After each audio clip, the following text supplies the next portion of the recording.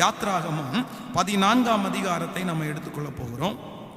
யாத்ராகமம் 14ஆம் அதிகாரத்தில் 14வது வசனத்தை நம்ம சேர்ந்து வாசிக்கலாமா? யாத்ராகமம் 14ஆம் அதிகாரத்தில் 14வது வசனம், கர்த்தர் உங்களுக்காக யுத்தம் பண்ணுவார், நீங்கள் சும்மா இருப்பீர்கள். கர்த்தர் உங்களுக்காக யுத்தம் பண்ணுவார், நீங்கள் சும்மா இருப்பீர்கள். 13வது வசனத்தை வாசிக்கிறேன். அப்பொழுது மோசே ஜனங்களை நோக்கி, பயப்படாதிருங்கள், நீங்கள் நின்று கொண்டு இன்றைக்கு கர்த்தர் உங்களுக்கு செய்யும் ரட்சிப்பை பாருங்கள். இன்றைக்கு காண்கிற எகிப்தியரை இனி என்றைக்கும் காண மாட்டீர்கள். கர்த்தர் உங்களுக்காக யுத்தம் பண்ணுவார், நீங்கள் சும்மா இருப்பீர்கள். இங்க ஒரு பயங்கரமான ஒரு போராட்டமான நேரம். இஸ்ரவேல் ஜனங்கள் அங்கிருந்து வந்துட்டாங்க. இப்போ அவர்களுக்கு முன்பாக ஒரு பெரிய பிரச்சனை நடந்துட்டு இருக்குது. எல்லாரும் மோசையை பார்த்து முறுமுறுக்கிறாங்க. ஏன் இப்படி பண்ணீங்க? எதற்காக எங்களை இப்படி அழைச்சிட்டு வந்தீங்க?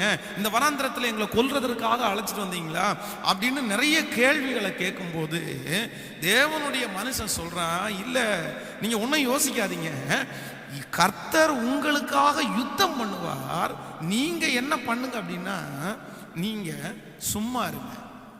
நீங்கள் இன்னொரு நெகேமியாவுடைய புஸ்தகத்தில் வாசிக்கும் போது கூட வேதம் சொல்லுது, சும்மா இருப்பதே உங்கள் பலன். நீங்க சும்மா இருக்கிறதா உங்க பலனா? சில நேரத்தில் ஆண்டவருடைய பிள்ளைகள் நிறைய செஞ்சுட்டே இருக்கணும், நிறைய ஓடிட்டே இருக்கணும். ஆனா சில நேரத்தில் ஆண்டவருடைய பிள்ளைகள் என்ன செய்யணும் அப்படின்னா, ஆண்டவர் சும்மா இருக்கணும்னு சொல்றாரு. நீ எதையுமே செய்யாத. நீ அவங்கள்ட்ட கேள்வி கேட்கணுமா? கேட்க வேணாம்ப்பா.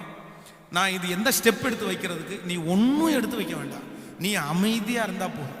ஆனால் நம்மளை பொறுத்த அளவில் எதுக்கு தான் முடியாது அப்படின்னா, சும்மா இருக்கிற மட்டும்தான் முடியாது. ஒரு இடத்துல போய் ஒருத்தரை கொண்டு வச்சுட்டு ஒரு 10 நிமிஷம் பேசாமல் அமைதியாக இருங்க பார்க்கலாம் அப்படின்னு கேட்டால் நிறைய பேரால் பேசாமலாம் இருக்கவே முடியாது. அதை எப்படி இருக்க முடியும் எங்களால்? நம்ம அப்படி பழகிட்டோம். இல்லை, சில நேரங்களில் ஆண்டவருடைய பிள்ளைகள் சில இடத்துல சில பிரச்சனை நேரத்தில் நீங்கள் எதுவுமே செய்யக்கூடாது. யார் கரத்தில் கொடுக்கணும்னா ஆண்டவருடைய கரத்தில் கொடுத்துட்டு, ஆண்டவரே நீங்க பார்த்துக்குங்க, ஆண்டவரே நீங்க செஞ்சுக்குங்க, ஆண்டவரே நீங்க அப்படிப்பட்ட காரியத்தை செய்வீர்களே ஆனால் நிச்சயமா சொல்றேன், நீங்க தோற்று போவீர்கள். ஒரு விசை நம்முடைய திருச்சபையில ஒரு பிரதர் வந்து அவர் சொன்னார், அவருடைய மனைவி வந்து அவங்களுக்கு பயங்கரமான ஒரு பிரச்சனையாய் மாறி அவங்க வந்து இன்னொரு வக்கீல ஒருத்தரை பார்த்து அந்த வக்கீல மூலமா அவங்க கேஸ் போட்டாங்க. எனக்கு என்னுடைய கணவனார் வந்து என்னை ரொம்ப கொடுமைப்படுத்துறாரு, எங்கள் மாமியார் என்ன ரொம்ப கொடுமைப்படுத்துகிறாங்க, எனக்கு ஒரு நீதி வேணும் நான் வந்து அப்படின்னு சொல்லி அவங்க போட்டாங்க. அப்போது அவங்க வந்து என்னிடத்துல கேட்டாங்க, பாஸ்டர் இந்த மாதிரி பொய் கேஸ் ஒன்று போட்டிருக்காங்க, நான் என்ன பண்ணுறது அப்படின்னு கேட்டேன். கேட்கும்போது நான் அவரிடத்துல என்ன சொன்னேன் அப்படின்னா, பிரதர் நீங்கள் ஒன்றும் செய்ய வேண்டாம், நான் இன்னொரு வக்கீல வேணா போய் பார்க்கவா, நான் இன்னொரு கேஸ் வேணா போடவா, நீங்க எதுவுமே செய்ய வேண்டாம் பிரதர்.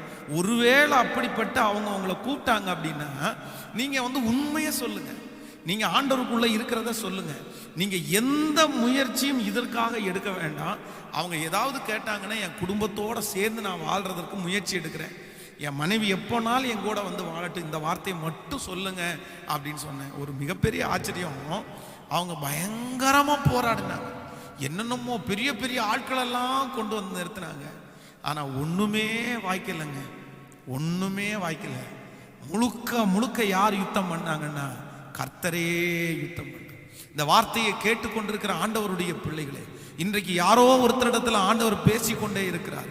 இது நீங்கள் கிரியை செய்ய வேண்டிய காலம் அல்ல, நீங்க எதிர்த்து பேச வேண்டிய காலம் அல்ல, நீங்க அவங்க ஒண்ணு செஞ்ச உடனே நீங்க ஒரு 10 பேரை கூட்டிட்டு போற காலம் அல்ல. ஆண்டவர் சொல்றாரு, நீ சும்மா இரு மகனே, நீ சும்மா இரு மகளே, உனக்கு விரோதமாய் உருவாக்கப்படும் எந்த ஆயுதமும் அது வாய்க்காதே போகும், நீ பேச வேண்டாம், கர்த்தர் உனக்காக பேசுவார். சிமேயை குறித்து வேதம் சொல்லுகிறது, சிமேயி தாவீதை தூஷிக்கிறான், ரத்த பிரியனே, பேலியாளின் மகனே என்று தூஷிக்கிறான்.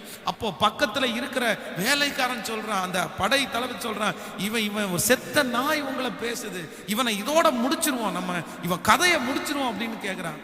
ஆனா கூட இந்த தாவீது என்ன சொல்றான் அப்படின்னா, அவன் என்ன தூஷிக்கணும்னு ஆண்டவர் அனுமதிச்சிருக்கிறாருப்பா, நீ சும்மாரு, நீ விட்டுரு, கர்த்தர் பார்த்துக்கிட்டோம், ஆண்டவர் பார்த்துக்கிட்டோம்.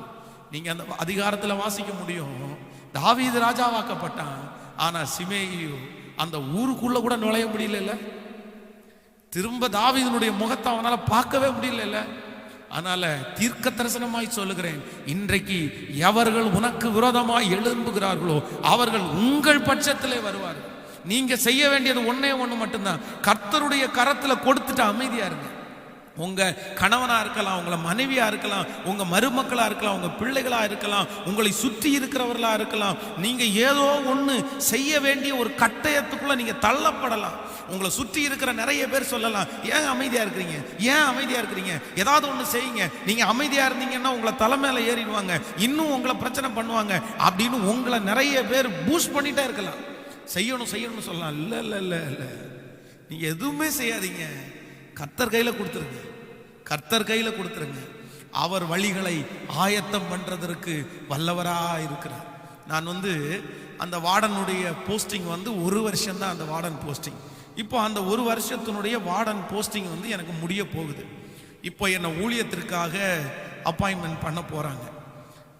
அப்படியே ஒரு பயங்கரமான ஒரு பயம் உள்ளுக்குள்ள வந்துருச்சு. எங்க ஊழியத்துக்கு போடுவாங்க, நம்ம எங்க ஊழியத்துக்கு போவோம், எந்த ஜனங்களுக்கு முன்னாடி போறாங்க அப்படின்ற ஒரு மன பயம். நம்ம யாருக்கு ஊழியம் செய்ய போறோம் எதுவுமே தெரியல.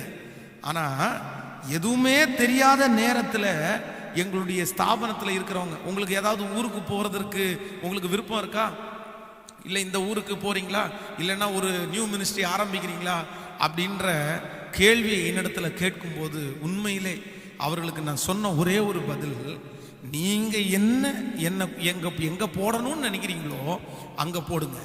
நீங்க எங்க அனுப்புனாலும் நான் போறதற்கு ரெடியா இருக்கேன். நீங்க எங்க அனுப்புனாலும் நான் போறதுக்கு ரெடியா இருக்கிறேன். உண்மையிலே ஆண்டவருடைய பிள்ளைகளே, அந்த காரியத்தை ஆண்டவருடைய கரத்துல கொடுத்துட்டு அவங்க எது செஞ்சாலும் பரவாயில்ல, கர்த்தருடைய சித்தமா தான் இருக்கும்னு நினைச்சதுனால ஆண்டவர் என்னை நேர்வழியாய் நடத்தி ஒரு பெரிய பாடத்தை கற்பித்து கொடுக்கறதற்காக ஆண்டவர் சென்னைக்கு கொண்டு போனார். இப்போ பைபிள் காலேஜ் முடிச்சுட்டு 1 இயர் பைபிள் காலேஜில் வார்டனாக இருந்துட்டு, அதுக்கப்புறம் முதலிலே நான் ஊழியத்திற்காக சென்னையில் மாதவரம் அப்படின்ற இடத்துல ஒரு திருச்சபை சர்ச் ஆஃப் காட் சர்ச்சு, அந்த சர்ச்சில் ஒரு 2 மாதங்கள் அங்கே இருக்கிற பாஸ்டரை டிரான்ஸ்ஃபர் பண்ணிட்டு என்ன டெம்பரவரியாக அந்த சர்ச்சில் அப்பாயின்மெண்ட் பண்ணாங்க. எனக்கு ஒரு பெரிய ஹெட் பாஸ்டரை வச்சுட்டு என்ன போய் ஞாயிற்றுக்கிழமை ஆராதனை ஃபாஸ்டிங் ப்ரேயரை நடத்துறதற்காக, வீடுகளை சந்திக்கிறதற்காக என்ன அப்பாயின்மெண்ட் பண்ணிட்டாங்க. பொரசிவாக்கம் அப்படின்ற இடத்துல தங்கிட்டு ஹெட் ஆஃபீஸனுடைய அந்த ஆஃபீஸில் தங்கிட்டு அந்த ஊழியத்தை நான் செஞ்சிட்டு இருந்தேன். ஸோ இந்த சம்பவத்தில் நான் கற்றுக்கொண்ட ஒரு மிகப்பெரிய காரியம் என்ன அப்படின்னா, முடிவெடுக்க உங்களுக்கு தெரியாத போது, இந்த பிரச்சனைக்கு என்ன முடிவெடுக்கணும்னே தெரியலன்னு யாராவது ஒருத்தர் இருக்கிறீங்களா? என் மகளுடைய விஷயத்துல, மகனுடைய விஷயத்துல, வேலையினுடைய விஷயத்துல என்ன முடிவெடுக்கிறதுன்னு தெரியாது இருக்கும்போது நீங்களா ஒரு முடிவெடுக்கிறதுக்கு தள்ளப்படாதீங்க. நீங்க அமைதியா இருங்க, ஆண்டவருடைய கரத்துல கொடுத்துட்டு நீங்க சும்மா இருங்க. ஆண்டவரே அதை வாய்க்க பண்ணுவாரே, ஆனால் அது கர்த்தருடைய சித்தம். அது ஆண்டவருடைய சித்தமா இருக்குமானால் அது தன்னை போல நடக்கும், அது கர்த்தர் செய்வார். நிறைய பேருடைய வாழ்க்கையில் அப்படிதான், முடிவெடுக்க தெரியாத ஒரு சூழ்நிலையில திருமணத்திற்காக ஆயத்தமாக இருக்கிறவங்க நிறைய பேர், ஐயோ இந்த பொண்ணா அந்த பையனா, என் மகனுக்கு இதுவா அதுவா அப்படின்னு நிறைய பேருக்கு முடிவெடுக்க தெரியாது, குழம்பிடுவாங்க, அப்படியே தலையை வெடிக்கிற மாதிரி இருக்கும். நீ ஒன்றும் பண்ணாதீங்க, கர்த்தர் சமூகத்தில் அடையாளத்தை கேட்டுட்டு அவர் கையில் கொடுத்துருங்க. ஆண்டவரே எது நடந்தாலும் உங்க கையில் கொடுக்குற ஆண்டவரே. அப்படி செய்யும் போது ஆண்டவர் நிச்சயமாகவே சொல்றேன், உங்களுக்கு நல்ல முடிவை, நல்ல வழியை, அவர் உங்களுக்காக நியமித்திருக்கிற வழியை ஆண்டவர் உங்களுக்கு நடத்துறதுக்கு வல்லவராக இருக்கிறார். ஆமென் சொல்லுங்கள். ஹல்லேலூயா.